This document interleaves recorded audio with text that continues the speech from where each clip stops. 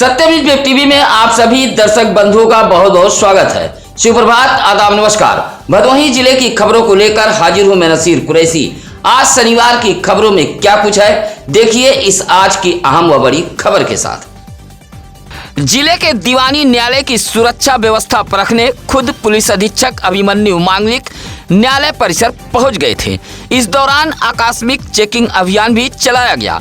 SP ने दीवानी न्यायालय के गेट पर लगे बैगेज स्कैनर को भी चेक किया। इस स्कैनर से न्यायालय परिसर के अंदर जाने वाले लोगों के झोला, थैला, बैग चेक किए जाते हैं।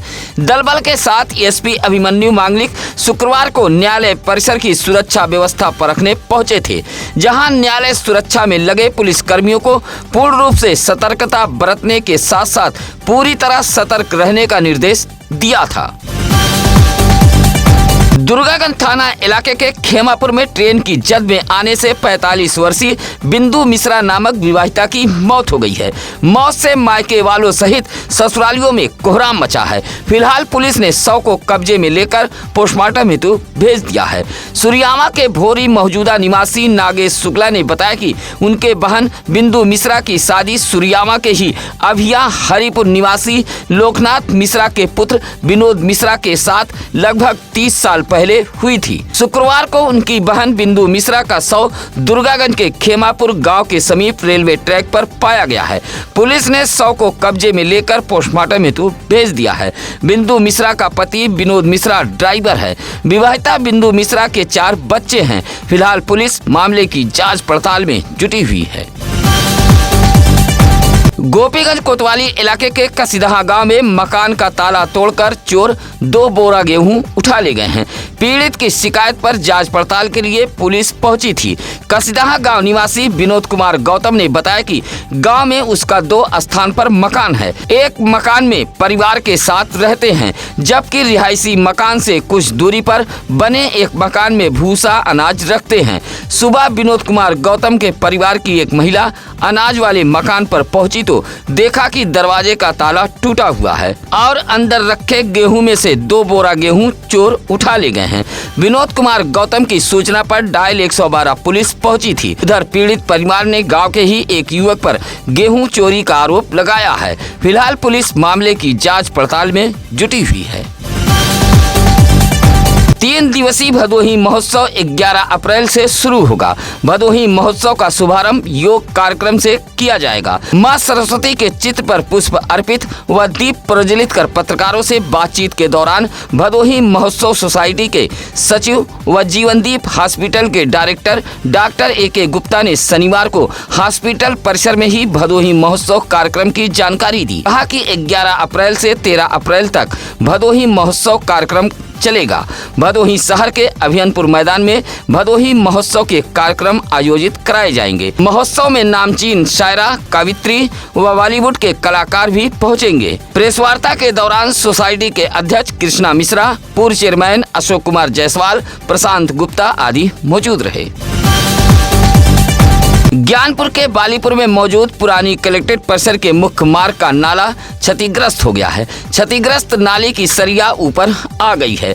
आए दिन इस रास्ते से होकर गुजरने वाले राहगीर जहां चोटिल हो रहे हैं, वहीं नाले में मोटरसाइकिल फंस रही हैं।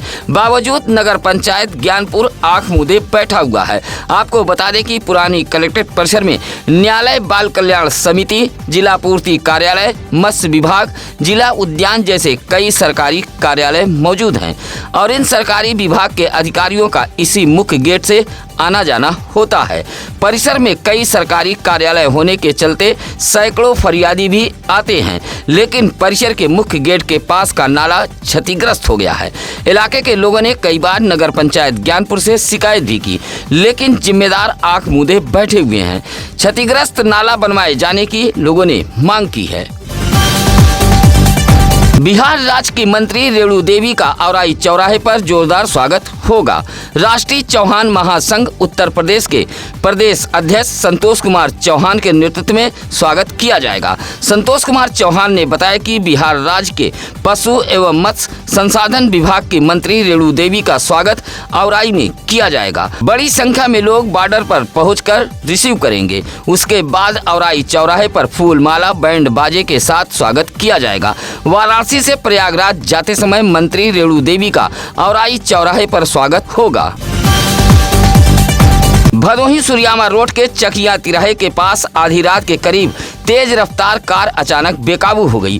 तेज रफ्तार कार से चालक नियंत्रण खो बैठा था।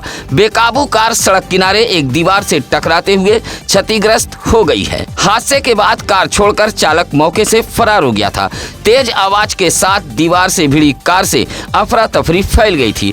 आधी रात के करीब लोग अपने घरों से निकलते तब तक कार में सवार मौके से फरार हो गए थे। कार सुरियामा से भदोही की तरफ जा रही थी। चकिया तिराहे के पास दिनेश मौर्य के दुकान के सामने बनी दीवार में कार जा घुसी थी। इलाके के लोगों ने आशंका जताई है कि कार चालक को भी चोटें आई थी। सुबह पहुंचे कुछ लोग बगैर किसी को कुछ बताए कार को लेकर चले गए थे। सूखी पड़ी नहर में लबालब पानी आने से किसानों के चेहरे खिल गए हैं। सूखी पड़ी नहर को लेकर किसानों ने सत्यम न्यूज से शिकायत की थी। किसानों की शिकायत पर सत्यम न्यूज ने इस खबर को प्रमुखता से चलाया था। खबर का असर यह हुआ कि अब नहर पानी से लबालब भर गई है। आपको बता दें कि गोपीगंज के डुहिया भगवानपुर की नहर में पानी नहीं था, जिससे किसानों की फसल सूख रही थी। इलाके के ऑपरेटर पर भी किसानों ने बदसलूकी का आरोप लगाया था। गांव के पंडित दीनानाथ शुक्ल, केशव उर्फ पट्टर शुक्ला जैसे किसानों की शिकायत पर सत्यम न्यूज ने खबर चलाई थी। अब डुहिया भगवानपुर नहर में पानी आ गया है, जिससे किसान खुशी से झूम उठे हैं। शुक्रवार को भदोही जिला कांग्रेस कमेटी के पदाधिकारी जिला मुख्यालय ज्ञानपुर पहुंचकर राष्ट्रपति को संबोधित एक पत्र जिलाधिकारी कार्यालय को सौंपते हुए अमेरिकी रवैये पर नाराजगी जताई है और प्रदर्शन किया है। कांग्रेस पार्टी के निवर्तमान जिला अध्यक्ष डॉक्टर राजेंद्र कुमार दुबे राजन के नेतृत्व में दर्जनों की संख्या में मुख्यालय पहुंचे कांग्रेसियों ने पत्र सौंपते हुए कहा कि प्रवासी भारतीयों के साथ अमेरिका ने जो हरकत की है वह निंदनीय है। कहा कि इस मामले में भारत सरकार को हस्तक्षेप करना चाहिए। कांग्रेसियों ने कहा कि प्रवासी भारतीयों के साथ हुए अन्याय को रोकने में केंद्र सरकार विफल रही। पत्र सौंपने वालों में राजेश्वर दुबे, शमशीर अहमद, हसनैन अंसारी, शिवपूजन मिश्रा, सत्येंद्र प्रकाश तिवारी आदि कांग्रेसी नेता मौजूद रहे। शुक्रवार को भदोही शहर के इंदिरा मिल एक निजी हॉस्पिटल में अपना दल यस पार्टी की एक मासिक बैठक आयोजित की गई थी। पार्टी द्वारा आयोजित इस मासिक बैठक में अपना दल यस पार्टी की नीतियों से प्रभावित होकर कई लोगों ने सदस्यता ग्रहण की है। बैठक की अध्यक्षता भदोही जिलाध्यक्ष हरिलाल पाल व संचालन अजीत मौर्य ने किया था। बैठक को संबोधित करते हुए हरिलाल पाल ने कहा कि अपना दल यस पार्टी नहीं बल्कि एक विचारधारा है। कहा कि युवा देश के भविष्य हैं। मासिक बैठक में जयप्रकाश पटेल, दिगंबर पटेल, रुद्र प्रकाश पटेल, गुलाब सरोज, कपिल बिंद आदि मौजूद रहे। उत्तर प्रदेश चतुर्थ श्रेणी राज्य कर्मचारी महासंघ के बैनर तले शनिवार को जिला मुख्यालय ज्ञानपुर पहुंचे कर्मचारी महासंघ के पदाधिकारियों ने डीएम कार्यालय को 17 सूत्री मांग पत्र सौंपते हुए प्रदर्शन किया है। कर्मचारी महासंघ के वरिष्ठ उपाध्यक्ष दीपेश कुमार की अध्यक्षता में पहुंचे राज्य कर्मचारी महासंघ के पदाधिकारियों ने आयकर की सीमा बढ़ाकर 12 लाख रुपए किए जाने की मांग की है। साथ ही संक्रमण काल में रोके गए 18 माह के महंगाई भत्ता को भी देने की कर्मचारी संघ ने मांग की है। साथ ही चतुर्थ श्रेणी की नियमित भर्तियां भी कराने की मांग रखी गई है। साथ ही आउटसोर्सिंग कर्मियों को जॉब की गारंटी एवं मुआवजा की व्यवस्था किए जाने की भी मांग करते हुए पत्र सौंपा है। पत्र सौंपने वालों में अकरम अली, राजेश कुमार पाल, विजय गौतम, विनोद गुप्ता, वीरेंद्र सिंह आदि मौजूद रहे। औराई इलाके के सामुदायिक स्वास्थ्य केंद्र के समीप एक प्लास्टिक बनाने वाली कंपनी में दलित मजदूर को जाति सूचक शब्दों का इस्तेमाल करते हुए पीटा गया है। औराई के हमीद पट्टी निवासी जय सागर ने पुलिस के आला अफसरों को शिकायती पत्र देते हुए कहा कि वह कंपनी में प्लास्टिक पैकिंग का काम करने गया था, जहां कंपनी मालिक के पुत्र ने जाति सूचक शब्दों का इस्तेमाल करते हुए उसे मारा पीटा है। जब वह औराई थाने शिकायत लेकर पहुंचा तो हल्का दरोगा ने कंपनी में बुलाया था। जबरन सुलह समझौता कराया जा रहा था। सुलह न करने पर प्लास्टिक की कंपनी में पुलिस ने भी मारा पीटा है। जयसागर ने शिकायती पत्र देते हुए कार्रवाई की मांग की है। गोपीगंज के कौलापुर खेल मैदान में शुक्रवार की शाम श्रद्धांजलि सभा का आयोजन कर इलाके के खिलाड़ियों ने धावक रंजय यादव को श्रद्धांजलि दी है।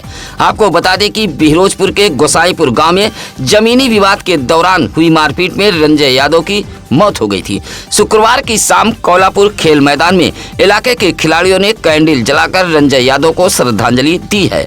फौजी विनोद पांडे सहित हृदय यादव, संदीप यादव, विकास यादव, राजकुमार यादव, अखिलेश यादव ने शोक जताते हुए कहा कि रंजय यादव धावक था। मौत पर खिलाड़ी युवक दुखी हैं। ज्ञानपुर कोतवाली इलाके के चक हरिवंश भटान निवासी ब्रजेश राय ने डीएम कार्यालय पहुंचकर एक शिकायती पत्र सौंपते हुए पूर्व प्रधान पर गंभीर आरोप लगाए हैं। पत्र सौंपते हुए ब्रजेश राय ने कहा कि पट्टे की भूमि पर कब्जा दिलाने के नाम पर पूर्व प्रधान ने 85,000 रुपया हड़प लिया है। शिकायती पत्र में ब्रजेश राय ने कहा कि पूर्व प्रधान द्वारा सरकारी जमीन पर भी अवैध तरीके से अतिक्रमण किया गया है। पत्र सौंपते हुए शिकायतकर्ता ब्रजेश राय ने कार्रवाई की मांग की है। औराई के घोसिया निवासी मोहम्मद यूनिस ने नगर पंचायत पर जबरन भूमधरी जमीन पर रास्ता बनाए जाने का आरोप लगाया है। पत्र सौंपते हुए कहा कि मामला न्यायालय में भी विचाराधीन है और इसकी बाखूबी जानकारी नगर पंचायत घोसिया के अधिशासी अधिकारी को भी है, लेकिन नियमों को दरकिनार कर जबरन भूमधरी जमीन पर मिट्टी गिराकर रास्ता निर्माण का काम किए जाने का प्रयास किया जा रहा है। मोहम्मद यूनिस ने एसडीएम औराई को शिकायती पत्र सौंपते हुए भूमधरी जमीन पर अवैध रूप से कराए जा रहे काम को रोके जाने की मांग की है। गुमशुदा बुजुर्ग व्यक्ति को लेकर एक जरूरी सूचना है। उस थाना इलाके के रघुरामपुर निवासी लोक नारायण तिवारी के 78 वर्षीय पिता पंडित गोपीनाथ तिवारी गुमशुदा हैं। लोक नारायण तिवारी ने अपने पिता की गुमशुदगी की रिपोर्ट दर्ज कराते हुए बताया कि उनके पिता पंडित गोपीनाथ तिवारी की उम्र 78 वर्ष है। रंग गोरा, आंख, नाक, कान, कद औसत है। सफेद कुर्ता, सफेद धोती पहने हुए हैं। पैर में चप्पल नहीं है। बगैर बताए 6 फरवरी को घर से निकल गए थे। फिलहाल लोक नारायण तिवारी की तहरीर पर ऊंच पुलिस ने गुमशुदगी दर्ज कर तलाश में जुटी है। लापता पंडित गोपीनाथ तिवारी कहीं भी नजर आए तो ऊंच पुलिस को सूचना दे सकते हैं। ऊंच के वहीदा नगर सुधमे निवासी रमापति मौर्य की पत्नी गीता देवी ने गांव के ही कुछ लोगों पर जबरन जमीन पर कब्जा किए जाने का आरोप लगाया है। शनिवार को गीता देवी ने डीएम कार्यालय पहुंचकर एक शिकायती पत्र सौंपा है। कहा कि पड़ोसी शिव प्रसाद यादव जबरन उनके जमीन पर कब्जा कर रहे हैं। साथ ही विरोध करने पर जान से मार देने की धमकी भी दी जा रही है। कहा कि जमीन कब्जे की शिकायत थाने पर भी की गई थी, लेकिन कोई कार्रवाई नहीं हुई। शिकायती पत्र देते हुए गीता देवी ने जमीन पर कब्जा करने वाले पड़ोसी शिव प्रसाद यादव पर कार्रवाई की मांग की है। भदोही ब्लॉक के धसकरी निवासी कमलाकांत दुबे ने डीएम कार्यालय पहुंचकर जरिए नोटरी हलफनामा एक शिकायती पत्र सौंपा है। शिकायती पत्र सौंपते हुए कमलाकांत दुबे ने कहा कि उन्होंने ग्राम सभा धसकरी के प्रधान की शिकायत की थी। प्रधान ने तालाब से मिट्टी निकलवाकर बाजार में बेचा था। आईजीआरएस पर की गई शिकायत के बाद विकास भवन में बैठे अधिकारी ने फोन पर धमकी दी है। कमलाकांत दुबे ने कहा कि शिकायत के बाद लगातार धमकी मिल रही है। ग्राम सभा में हो रहे भ्रष्टाचार को रोकने के बजाय अधिकारी शिकायतकर्ता को ही परेशान कर रहे हैं। डीएम को शिकायती पत्र सौंपते हुए कमलाकांत दुबे ने कार्रवाई की गुहार लगाई है। कोयरोना के बनकट उपरवार निवासी अनिल यादव अंजू यादव की 5 वर्षीय पुत्री माही यादव का जन्मदिन मनाते हुए परिवार के लोगों ने बधाई दी है। माही यादव के जन्मदिन पर केक काटते हुए लोगों ने उपहार भी भेंट किया है। माही यादव के दादा लालचंद यादव, दादी लालती देवी, चाचा राजू यादव, चाची रेखा व भाई सिद्धार्थ यथार्थ ने बधाई देते हुए माही यादव के लंबे उम्र की कामना की है। सत्यम न्यूज पर चलने वाली उन तमाम खबरों का सत्यम न्यूज पुष्टि नहीं करता है। जो खबरें शिकायतकर्ताओं के प्रार्थना पत्र व शिकायतों के आधार पर छापे व दिखाए जाते हैं, इससे सत्यम न्यूज अखबार व सत्यम न्यूज चैनल का कोई सरोकार नहीं है। यह शिकायतकर्ताओं के अपने आरोप हैं। आज के लिए बस इतना ही। अब नसीर कुरैशी को दीजिए इजाजत। नमस्कार, आदाब।